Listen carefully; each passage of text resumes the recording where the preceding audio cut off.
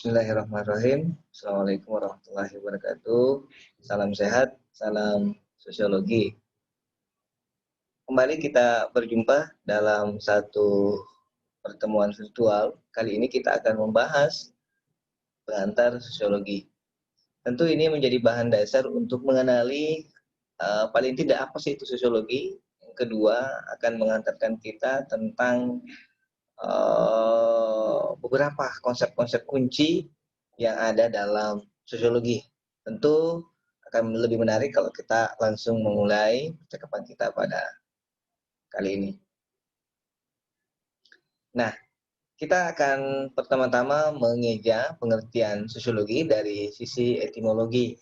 Nah, sosiologi dari sisi etimologi paling tidak berasal dari dua suku kata. Yang pertama adalah sosius, yang kedua adalah logos. Nah, seperti yang kita ketahui, sosius itu bisa dimaknai sebagai artian kawan atau teman, bahkan saat ini diartikan lebih luas sebagai masyarakat, sosial. Nah, yang kedua logos. Logos tentu tidak asing bagi kita, itu bisa dimaknai sebagai ilmu. Tetapi secara latinnya juga bisa diartikan sebagai istilah kata, berbicara. Nah, dalam bahasa Inggris sering kita temui dalam teks sosiologi. Tetapi nanti dalam bentuk bahasa Indonesia kita lebih sering mengenalnya sosiologi. Nah, sekira itu secara etimologi bahwa berasal dari dua suku kata, sosius dan logos, yang kita sebut hari ini sebagai sosiologi, ilmu tentang masyarakat atau ilmu tentang pemahaman perkawanan. Nah, beberapa terminologi yang akan menuntun kita memahami sebenarnya apa sih itu sosiologi. Nah, di sini kita sudah melihat beberapa tokoh-tokoh sosiolog yang menjadi inisiator awal berdirinya sosiologi sendiri.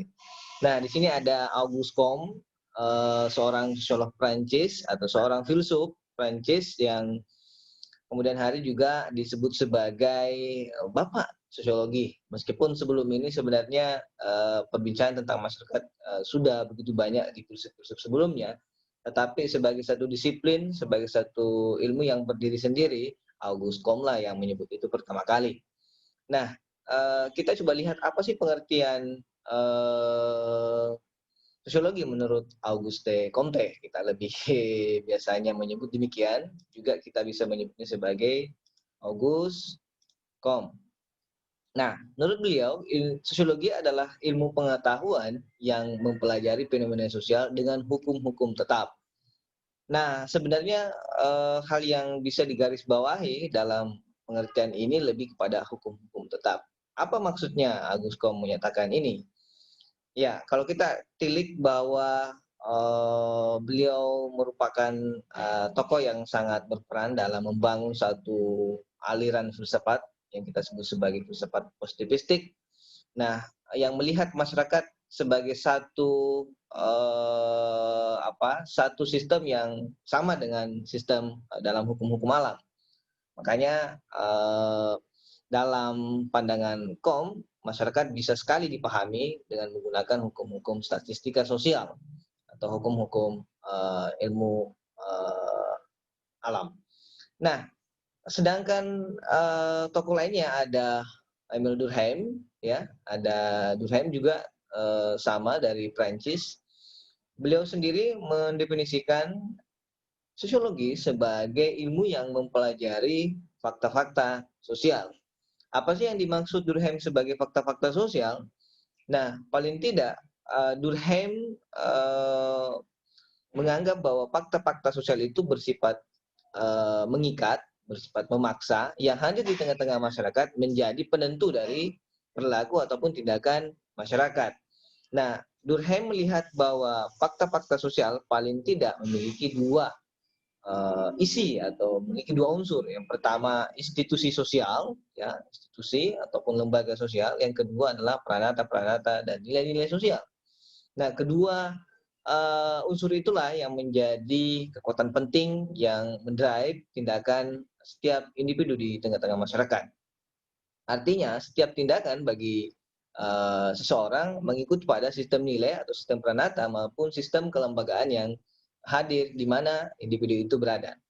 Nah, ada Kingsley Davis yang mendefinisikan bahwa sosiologi sebagai ilmu pengetahuan umum tentang masyarakat. Ini tadi lebih dekat dengan pengertian umum dari teks etimologisnya juga. Pengetahuan umum tentang masyarakat. Di masyarakat itu ada banyak macam hal dan itu yang kemudian hari menjadi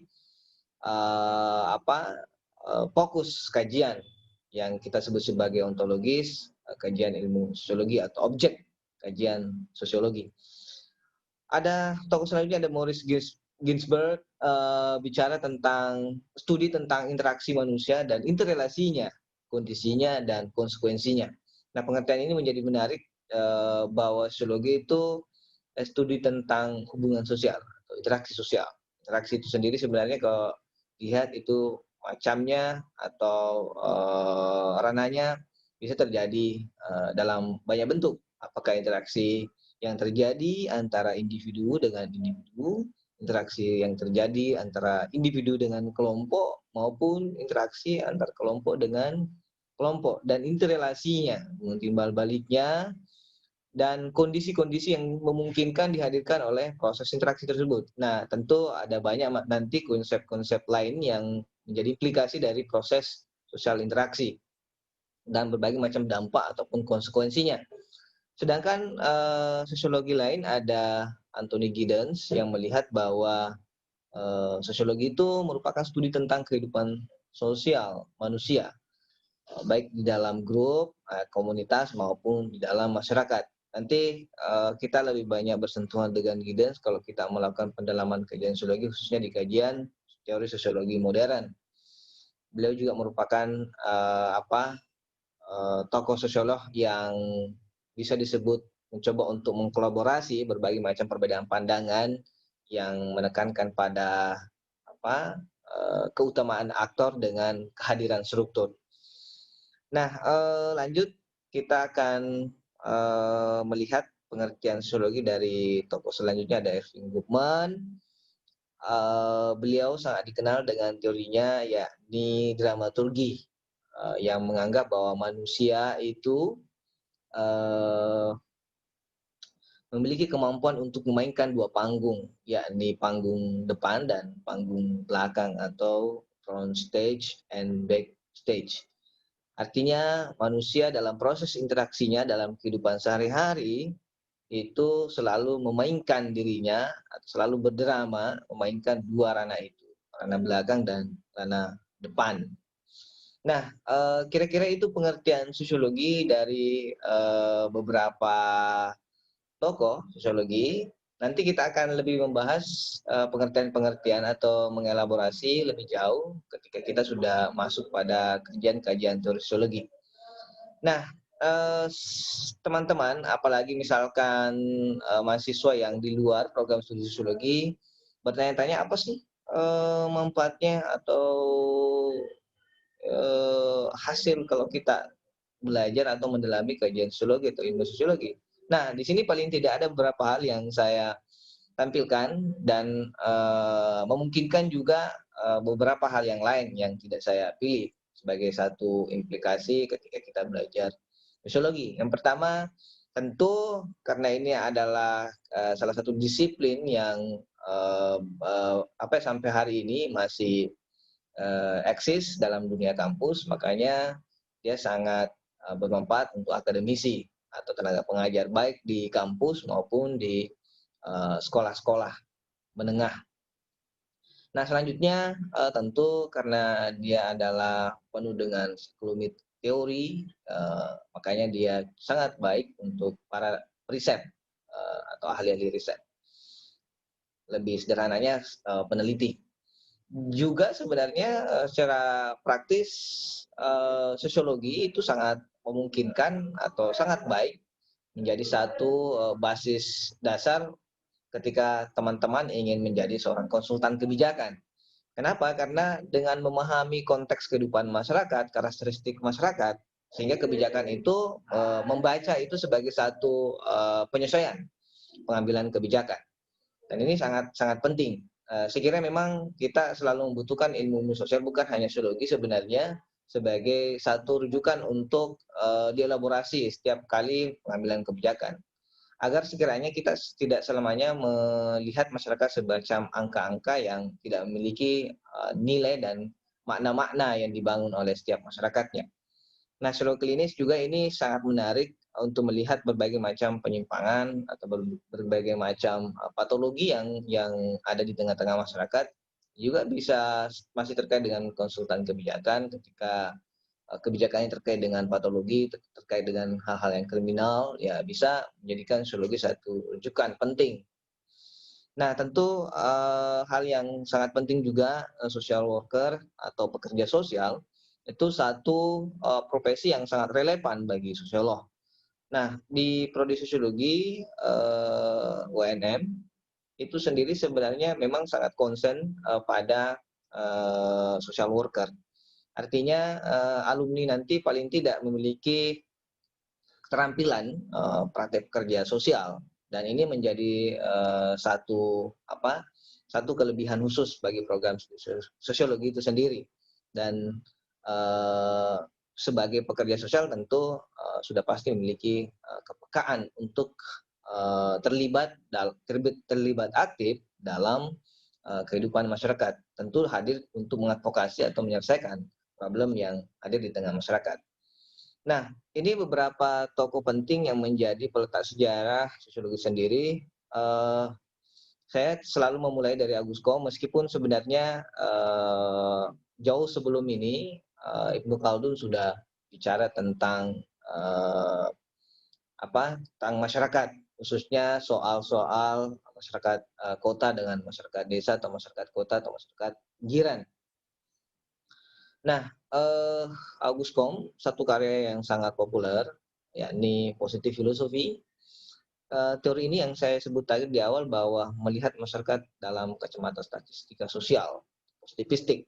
Nah, kalau kita mengingat teori-teori perubahan sosial Auguste Comte, bahwa tahap masyarakat itu melalui 3 fase. Yang pertama fase teologi, kedua tahap metafisik,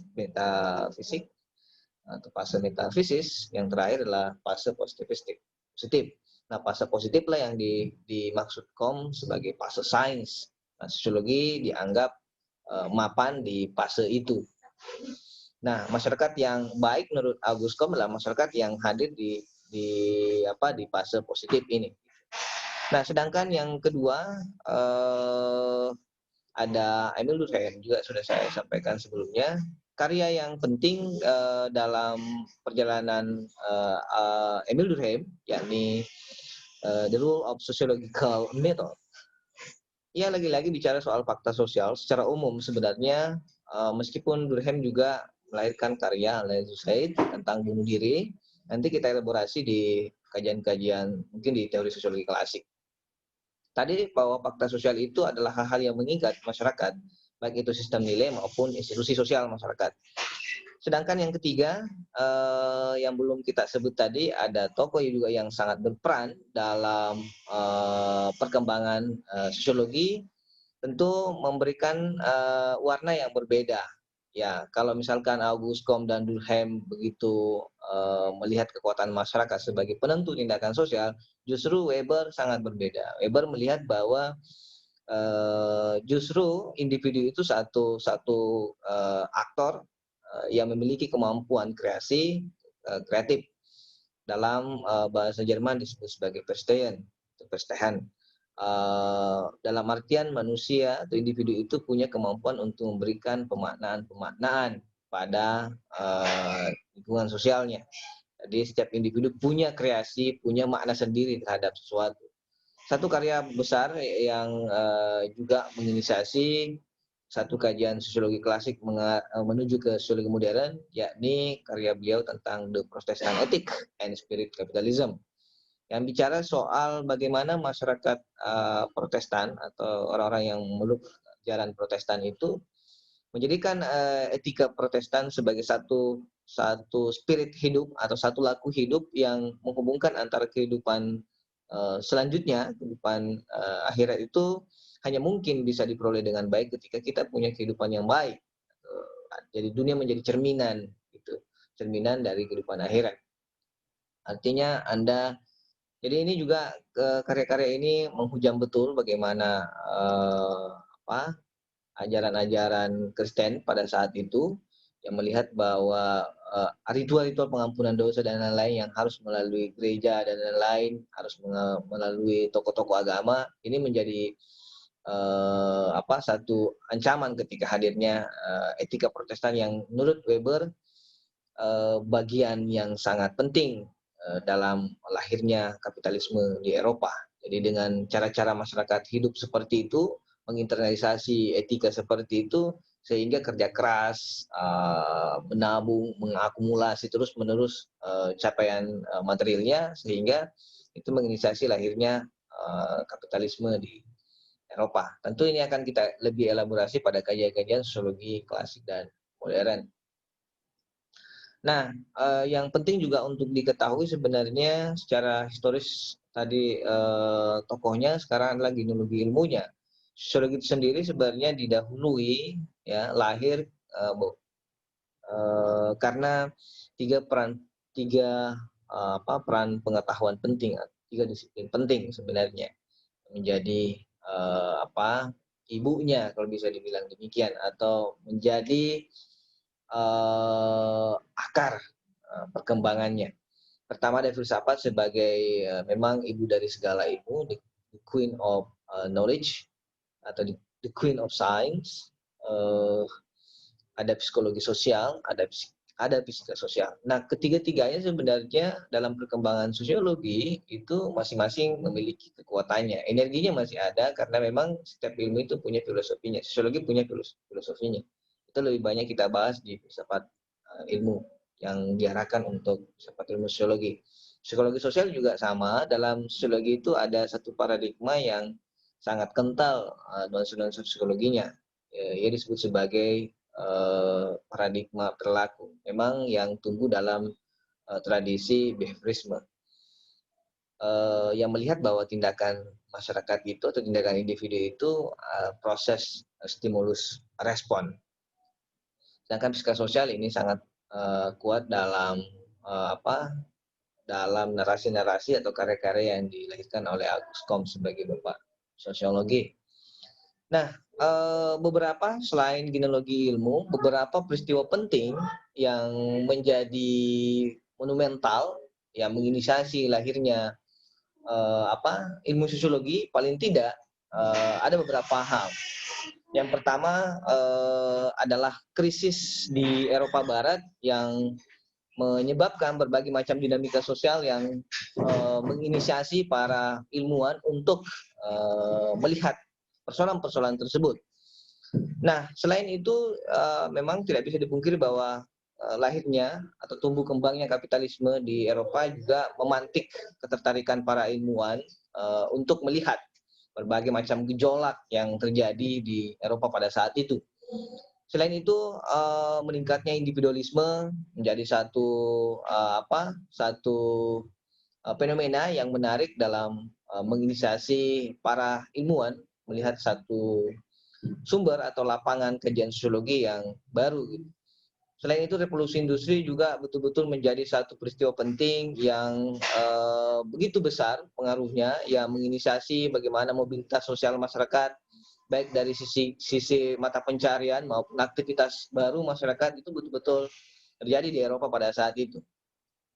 Nah, revolusi birokrasi dan politik di Prancis juga menjadi satu faktor yang sangat fundamental dalam perkembangan kajian sosiologi.